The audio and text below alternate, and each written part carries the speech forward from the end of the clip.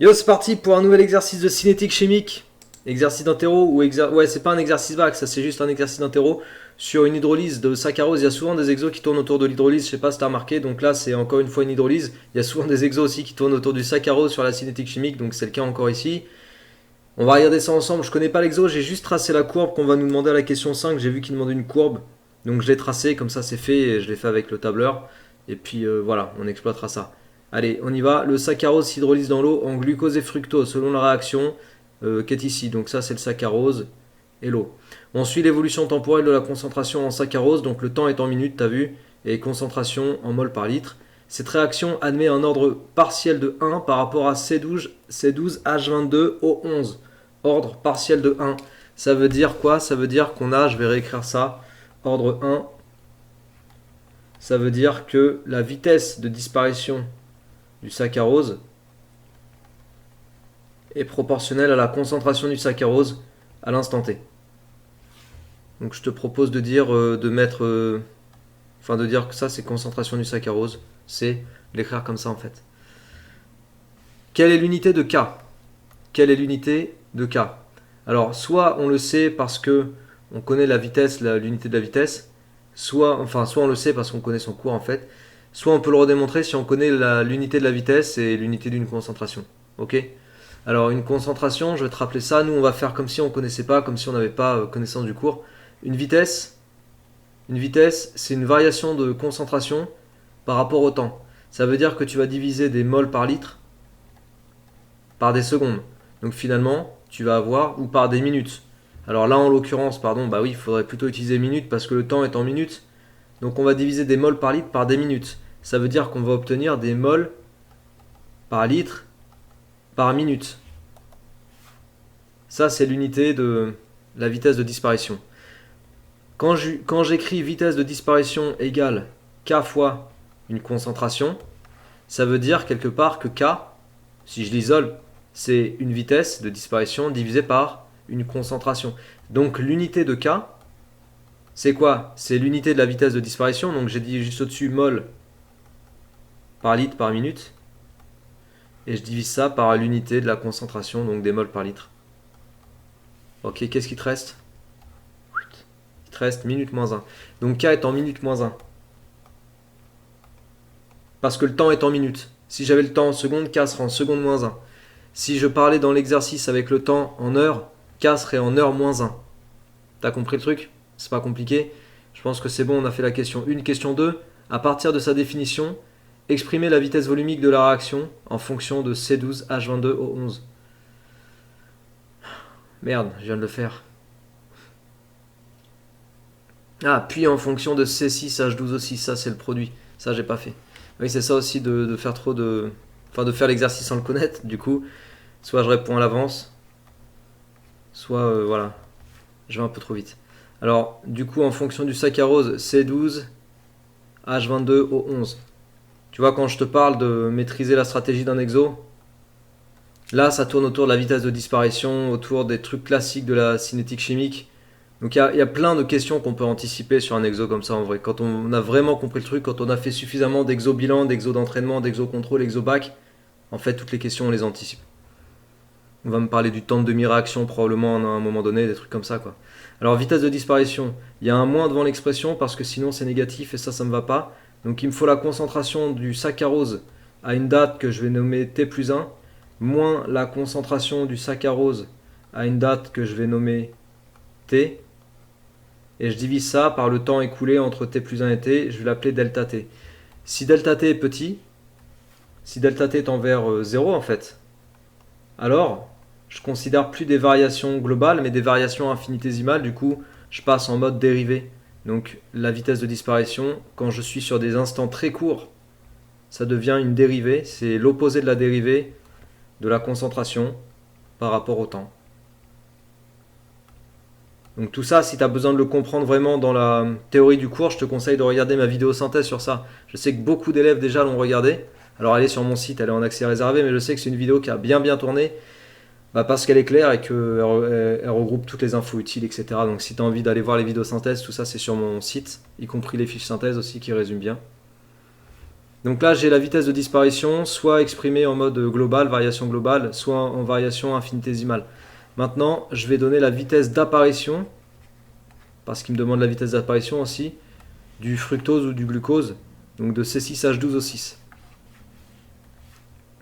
Comme c'est un produit, tu vois, je change. Là, j'ai plus disparition, mais apparition, hein, c'est un produit. Donc là, par contre, c'est plus. Alors, plus concentration de ce produit à la date T plus 1, moins concentration du produit à la date T. Donc, c'est la variation, en fait, de la concentration, hein, bien sûr, divisé par delta T. Et quand tu passes en dérivée, bon, bah, ça fait dérivée de la concentration par rapport au temps. Et s'il te plaît, ouais, ne dis pas dérivée de machin sur la dérivée du temps. Faut pas que tu dises ça. Après, tu peux le dire. Mais par contre, il faudra pas être surpris si tu comprends jamais ce que ça veut dire concrètement cette écriture. Ok? C'est pas du tout. La formulation utilisée, c'est pas dériver de trucs sur la dérivée du temps.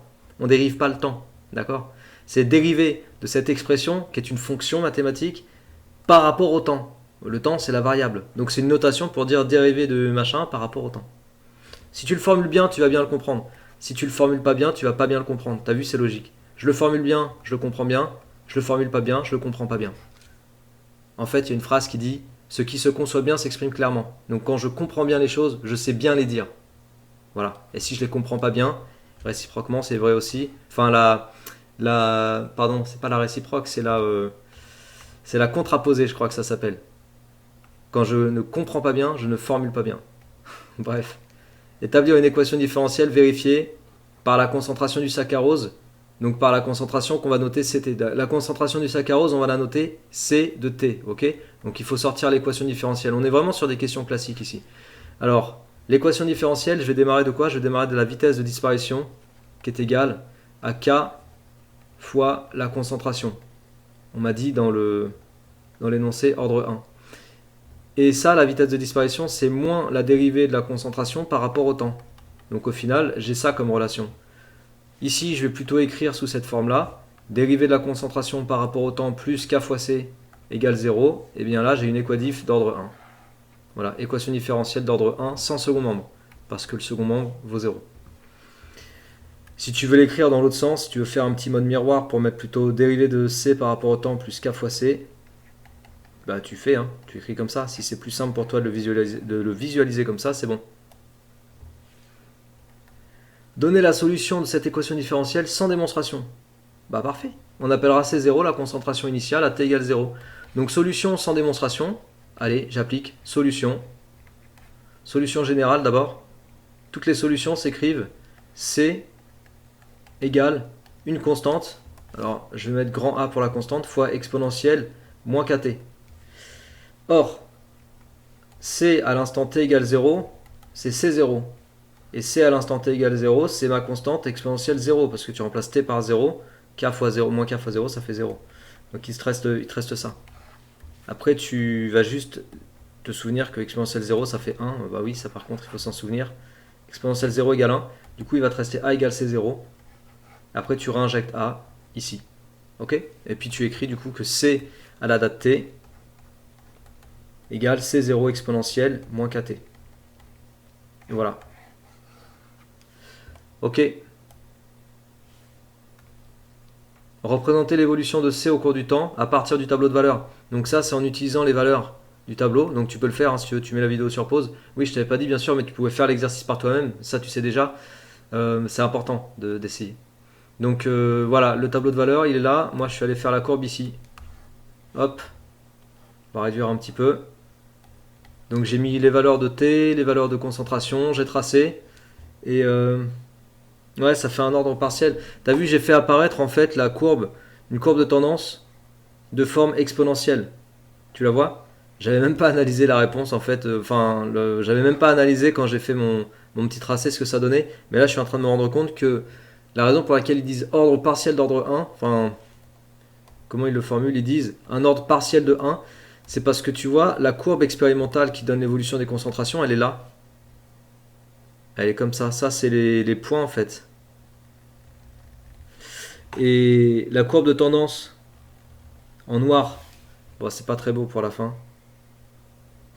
c'est pas grave. La courbe de tendance en noir, en fait, qui vient approximer la courbe expérimentale, elle approxime plutôt bien sur cette partie-là, mais sur le début, elle approxime pas du tout. Donc c'est pour ça qu'on parle d'un ordre partiel, je pense, dans l'exercice. Donc voilà, j'ai fait la courbe. Exprimer le temps de demi-réaction en fonction de K.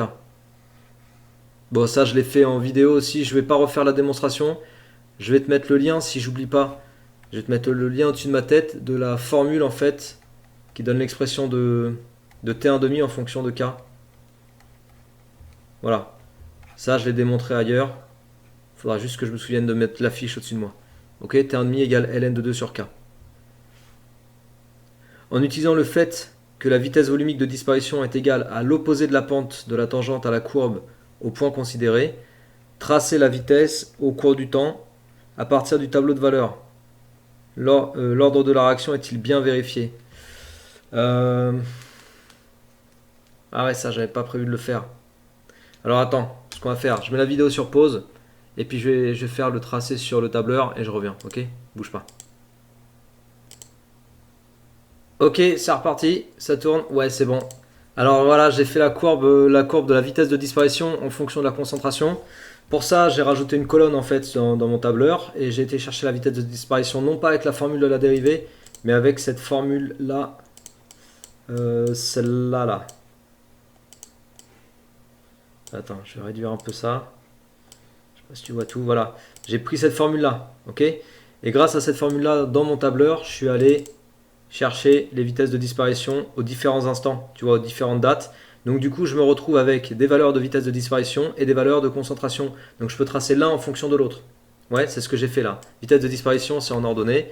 Et en abscisse, j'ai les concentrations. Là, j'ai vitesse de disparition. Et puis là, j'ai concentration en mol par litre. Je peux mettre les unités. Donc c'est en mol par litre. Tu vois, toutes ces techniques-là, elles sont à connaître. Je t'ai fait des exobilans aussi qui sont dispo uniquement sur mon site et non pas sur YouTube. Mais il y a plein d'exobilans dans lesquels j'explore toutes ces techniques qu'on retrouve dans les exercices. Et à force d'explorer les différentes techniques, bah forcément, on est super à l'aise sur tous les exercices. Parce que tracer une vitesse de disparition en fonction de la concentration, retrouver une fonction plus ou moins linéaire et dire que du coup l'ordre, il est bien de 1, bah ça c'est plutôt ce qu'on te demande de savoir faire. Là effectivement, tu as vu quand je fais moi-même ma courbe de tendance, là je vais la faire en violet pour qu'on voit bien. J'ai bien en fait les points expérimentaux qui sont alignés suivant une courbe, sauf au début. Tu as vu au début? Là, c'est comme tout à l'heure. La réaction, elle est partiellement d'ordre 1 par rapport au saccharose. Parce qu'au début, ça marche pas exactement. Mais après, les points, ils s'alignent bien. Voilà.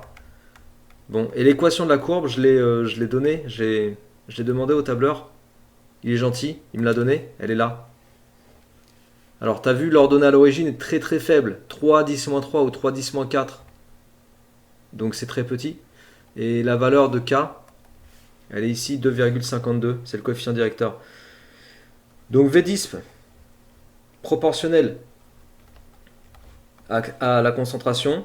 Donc ça traduit bien un ordre 1. Entre parenthèses, partiel, CF, début de courbe. Donc là, je t'ai expliqué, je te l'ai montré en zoomant. Et puis, le coefficient de proportionnalité, en fait, c'est K, c'est 2,5 fois 10 puissance moins 3. Et c'est des minutes moins 1. Alors, qu'est-ce qu'il demandait? Il ne parlait pas du temps de demi-réaction tout à l'heure? Ou c'est moi qui ai rêvé? Ah oui, exprimer le temps de demi-réaction, mais il ne nous demandait pas de le calculer. Bon, on peut rajouter des questions en fait sur cet exo. Il y a plein de trucs qu'on peut rajouter. On peut demander par exemple d'aller chercher le temps de demi-réaction grâce à la courbe. Parce que tout à l'heure, on nous a fait tracer une courbe, mais on l'exploite pas. Alors, le temps de demi-réaction, tu vois, comme on a bien un réactif qui va quasiment disparaître de toute façon. Le temps de demi-réaction, je pars de 200, ça c'est la concentration initiale. Je divise par 2, donc ça fait 100. Et je vais aller lire sur la courbe à quel instant correspond C0 sur 2. Tu vois là, j'ai C0 sur 2. Donc l'instant, c'est quoi ma graduation? 100, 200, 300, 400, 500. Donc ça fait 200 environ. 200 minutes. Ok? Ça, c'est lecture graphique. Lecture graphique du T1,5. Lecture graphique, T1,5 environ égal à 200. Et maintenant, on va aller regarder si on retrouve la même chose avec la formule. Du coup, qui est ici. Enfin, la formule que j'avais écrite tout à l'heure, je te la rappelle, T1,5, c'est ln de 2 sur k. Le k, on vient de le trouver expérimentalement, en fait, avec le tableur, 2,50, 2,5 10-3. On va aller regarder si ln de 2 sur 2,5 10-3, est-ce que ça fait bien 200 minutes? Je sais pas. Comme je t'ai dit, j'ai pas fait l'exo et là j'invente des questions. Voilà. Si ça te plaît ce genre d'exercice, encore une fois, je te dis, il y en a plein d'autres du même genre, mais même des plus aboutis sur mon site, dans les exo-bilans. Ça peut être l'occasion de vraiment muscler ton niveau. Alors, t'as vu, ça va faire un décalage. Là, je vais avoir 2,8 fois 10 puissance 2 fois 10 puissance 2. Donc 280 là plutôt. 280 minutes. Alors, on peut partir du principe que la valeur de k étant un petit peu approximée, notamment sur le début de courbe, vu que l'ordre il est partiel, alors cette formule-là, forcément, elle permet pas, la modélisation avec k ne permet pas vraiment de trouver le T1,5 le plus précis. Je pense qu'entre les deux T1,5, celui-là est plus précis. Celui-là est le plus précis parce que je pars vraiment de la concentration initiale. Enfin, après, cela dit, je te dis il est plus précis, mais je suis parti. Attends, on va refaire ça bien. Ah ouais, je suis un petit peu en mode improvisation là, mais parce que, comme je te dis, j'ai pas fait l'exo. Et tout à l'heure, j'ai fait une courbe à l'arrache, donc T1,5, ça dépend aussi de comment la courbe elle est faite. Bon, voilà. Là, c'est un petit peu plus propre. Est-ce que ça va changer quelque chose? Non, hein. Ça change rien du tout. Parce que de toute façon, le point 100. Bah oui, en fait, le point 100, là, je dis n'importe quoi. Concentration égale 100, ça faisait 200 minutes. Donc le T1,5, c'est. Le T1,5, c'est 200, c'est tout. Il n'y a pas à chercher. Il n'y a pas à chercher. Donc je pense que le T1,5 donné graphiquement ici par la courbe de la fonction C égale f de t, à mon avis, c'est plus précis que l'autre T1,5 qu'on va trouver avec ce calcul-là. Parce que l'ordre est partiel, encore une fois. L'ordre 1 est partiel. Bon, voilà ce que je pouvais te dire sur cet exercice. J'espère que ça t'a plu. J'ai un peu modifié quelques questions. Voilà, je t'ai dit d'autres choses, mais histoire de te donner plus de matière à réfléchir pour que tu puisses être autonome sur d'autres exos. Voilà. Si ça t'a plu, bah encore une fois, partage, diffuse comme d'habitude. Abonne-toi à ma chaîne si t'es toujours pas abonné. T'as un petit bouton en bas à droite de la vidéo. Je compte sur toi. Je te dis à très bientôt. Travaille bien et motive-toi bien, c'est important. Ciao.